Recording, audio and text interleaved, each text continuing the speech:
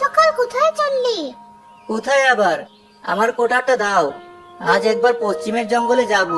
শুনেছি ওখানে নাকি বেশ বড় বড় সব গাছ আছে।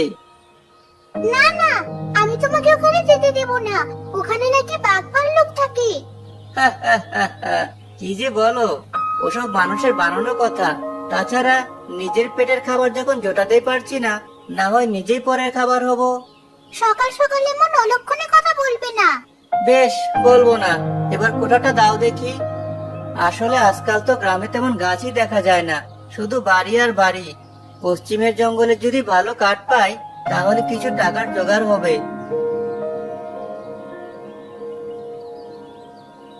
এই নাও তোমার কোঠার। সকাল সকাল বাড়ি চলে আসবে কিন্তু, নইলে আমার খুব চিন্তা হবে। বেশ, তাই হবে। এবার আমি আসি।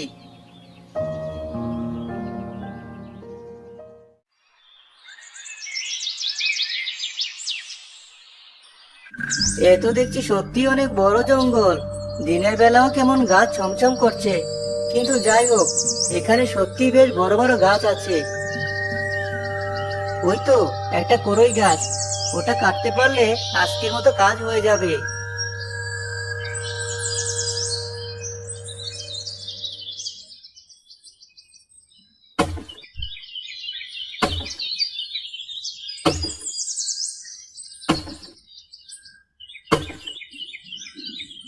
কে ওখানে? আজ জঙ্গলে কে এসেছে? এই জঙ্গলে আবার এই বুড়িটা এলো কোথা থেকে? কি হলো, কথা বলছো না যে? কে তুমি? আমি এক কাঠুরিয়া বুড়িমা, কাঠ কাটতে এই জঙ্গলে এসেছি। কিন্তু আপনি এখানে কি করছেন? আমার বাড়ি এই জঙ্গলে, এখানে আমি থাকি। কিন্তু দুঃখের কথা হলো, দিনে আমি কিছু চোখে দেখি না। তাই তো শব্দ পেয়ে ভয়ে এদিকে এগিয়ে এসেছি। আশ্চর্য, এতদিন রাতকানা রোগের কথা শুনেছি, কিন্তু দিনেও যে মানুষ দেখতে পায় না, সে কথা তো বাপের জন্মে শুনিনি। আমায় নিয়ে মজা করছো? করো। এই বয়সে এই হয়তো আমার কপালে ছিল। হাতড়ে হাতড়ে নিজের বাড়ি ফিরে যাই। না না বুড়িমা, আমায় ভুল বুঝবেন না। চলুন, আমি আপনাকে আপনার বাড়িতে দিয়ে আসছি। তারপর না হয় এসে কাঠ কাটা যাবে। সত্যি বাবা, তুমি আমায় আমার বাড়িতে দিয়ে যাবে? তাহলে তো এই অসহায়ের অনেক উপকার হয়। চলো বাবা, একটু ভেতরে আমার কুঁড়ে ঘর। এখানে তো একটি কুঁড়ে ঘর, তোমার খুঁজতে বেশি কষ্ট হবে না। বেশ, চলুন বুড়িমা।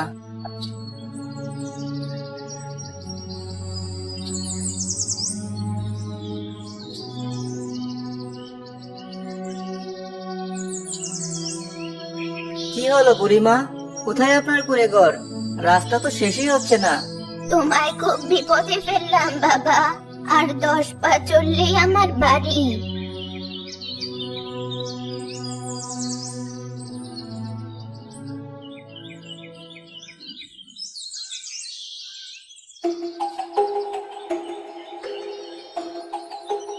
এই কি বুড়িমা, আপনি তো বলেছিলেন আপনার কুঁড়ে ঘর, কিন্তু এ তো দেখছি এক বিশাল রাজপ্রাসাদ। এমন সুন্দর বাড়ি তো আমি কখনোই দেখিনি। তার রাজপ্রাসাদ কি শুধু বাইরে থেকেই দেখবে? ভেতরে যাবে না? না মানে? আর মানে মানে করতে হবে না, চলো আমার সাথে।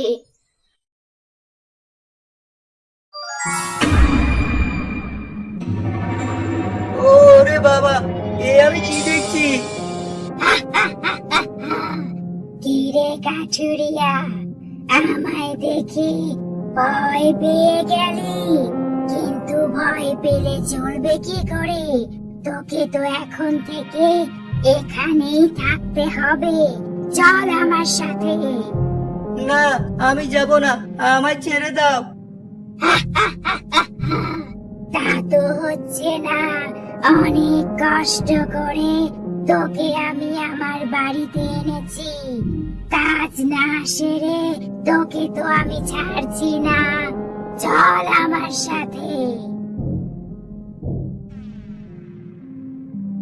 থাক এখানে। এবার থেকে এই কারাগারই তোর ঘর। ছেড়ে দাও আমায়। হায় বিধাতা, এ আমার সাথে কি হচ্ছে? আমি কি আর কখনো আমার বাড়িতে ফেরত যেতে পারবো না? কি করব আমি? বিধাতা, আমায় পথ দেখাও। আমি এখান থেকে বেরোই বা হবো কি করে? আমার কাছে যে কিছুই নেই। এই তো, এই কোটাটা দিয়ে কারাগারের শিকগুলো যদি ভাঙতে পারতাম। দেখি তো চেষ্টা করে।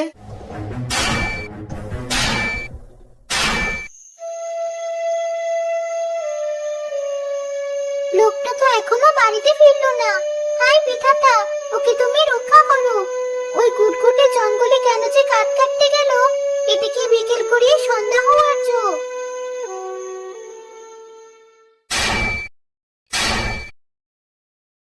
এই শিকগুলো ভারী শক্ত, কিছুতেই ভাঙা যাচ্ছে না। এখন যে আমি কি করি? আচ্ছা, যদি মাটি কেটে নিচ দিয়ে বের হওয়ার কোনো রাস্তা বের করা যায়।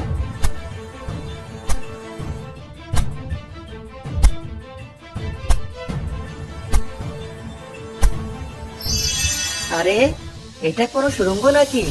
ধন্যবাদ বিধাতা, তুমি আমায় পথ দেখিয়েছো। হয়তো এই সুড়ঙ্গ দিয়ে আমি বাইরে যেতে পারবো।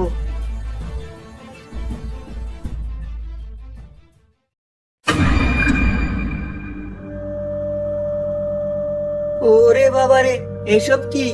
এসব তো মনে হচ্ছে মানুষের কঙ্কাল। এর মানে ওই ডাইনি এসব মানুষকে মেরেছে। এবার আমার কি হবে?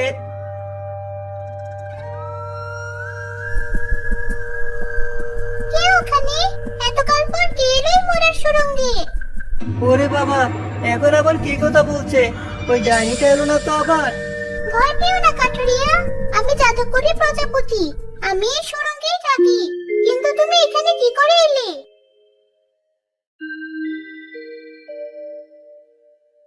জানি না এই মরণপুরী থেকে আমি আর কখনো বের হতে পারবো কিনা। ওই শয়তান ডাইনি হয়তো এই মানুষগুলোর মতো আমাকেও মেরে ফেলবে। তুমি যা ভাবছো তা নয়।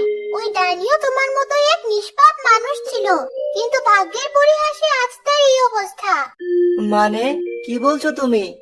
তুমি যাকে ডাইনি ভাবছো সে একজন অপরূপা সুন্দরী। এক ভয়ঙ্কর রাক্ষস একদিন তাকে জঙ্গলে ধরে আনে। এরপর যাতে সে কখনো আর লোকালয়ে ফিরে যেতে না পারে, তাই তাকে ডাইনি বানিয়ে রাখি। কিন্তু এতে তার কি লাভ? এই যে কঙ্কালগুলো দেখছো, এই সব মানুষকে খেয়েছে ওই ভয়ঙ্কর রাক্ষস। রাক্ষস লোকালয়ে যেতে ভয় পায়, আর তাই মেয়েটাকে ধরে এনে ডাইনি বানিয়ে রেখেছে। শুধু তাই নয়, ওই ডাইনিরূপী মেয়েটাকে বলেছে যেদিন সে রাক্ষসকে 100 মানুষ উপহার দেবে, সেদিন রাক্ষস তাকে আবারও মানুষ রূপ ফিরিয়ে দেবে। তাই তো অসহায় মেয়েটা রোজ এখানে মানুষ ধরে আনে। আহারে, মেয়েটার তো তাহলে অনেক কষ্ট। হ্যাঁ কাঠুরিয়া, তুমি ঠিকই বলেছো। এখান থেকে উদ্ধার পেতে মেয়েটা ডাইনি সেজে রোজ নিজের অনিচ্ছায় নতুন নতুন মানুষ ধরে আনে। এর মানে আজ ওই রাক্ষস আমাকেও খেয়ে ফেলবে? এ থেকে বাঁচার কি কোনো পথ নেই? আছে। একবার যদি সেই কাজটা কেউ করতে পারে, তাহলে মেয়েটাও বাঁচবে আর ওই রাক্ষসও মরে যাবে। কিন্তু সেটা খুব কঠিন। কি সেই কাজ? আমাকে বলো। বেশ, এসো আমার সাথে।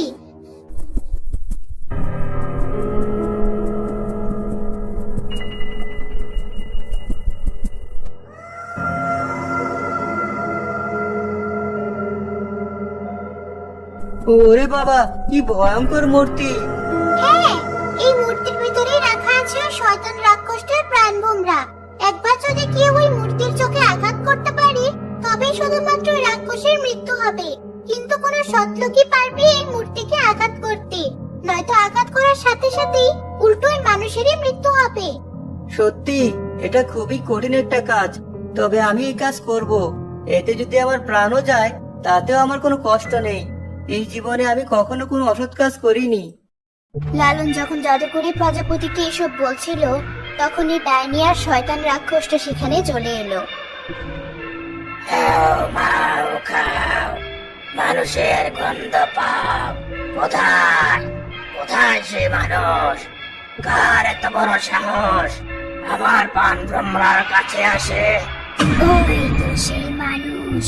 কাঠুরিয়া, বাঁচতে চাইলে এদিকে এসো, নইলে কিন্তু খুব খারাপ হবে। না ডাইনি, আমি সব জানতে পেরেছি। এই রাক্ষসকে মেরে আমি তোমাকে এই মরণপুরী থেকে উদ্ধার করব। কি বললে? তুই আমাকে মারবি? বেশ, দেখি তোর কত সাহস। রাক্ষসটা লালনের দিকে এগিয়ে গেল। তখনই কাঠুরিয়া নিজের কুঠার হাতে তুলে বলল, আর এক পা এগোলে আমি কিন্তু মূর্তির চোখে আঘাত করব।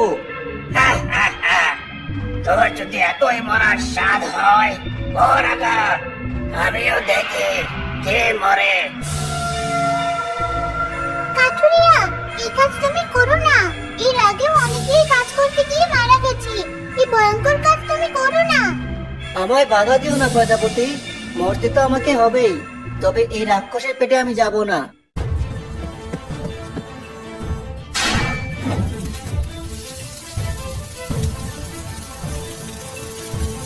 ওরে বাবা, মরে গেলাম।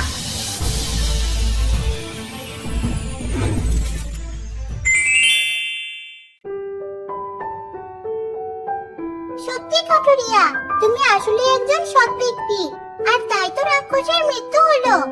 ধন্যবাদ কাঠুরিয়া, আজ তোমার কারণে রাক্ষসের হাত থেকে আমি মুক্তি পেলাম।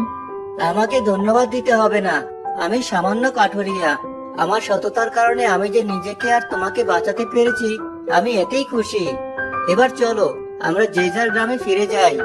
তাই বললে তো হবে না, তোমাকে তো তোমার সততার পুরস্কার পেতে হবে। দাঁড়াও, আমি এক্ষুনি তোমাকে তোমার পুরস্কার দিচ্ছি। প্রজাপতি নিজের পাখা ঝাপটাতে ঝাপটাতে সেখানে অনেক অনেক স্বর্ণ মুদ্রা আনলো। এই নাও কাঠুরিয়া, এগুলো তোমার উপহার। কিন্তু কোনো কিন্তু নয়, আজ তোমার কারণে মরণপুরে এক পবিত্র স্থানে রূপ নিয়েছে, তাই এগুলো তোমার প্রাপ্য।